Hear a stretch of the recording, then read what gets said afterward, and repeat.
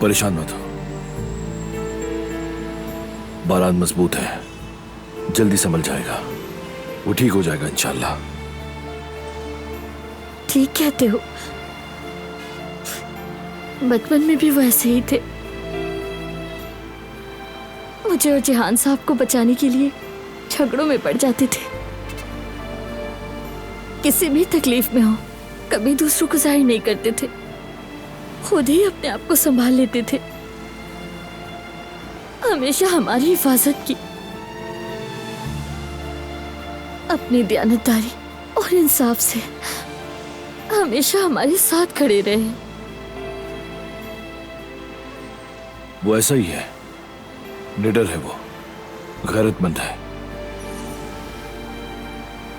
देखो, अब चाहे हम एक दूसरे से मुत्तफिक ना भी हो, लेकिन मेरे दिल में बारान के लिए एक अलग जगह है।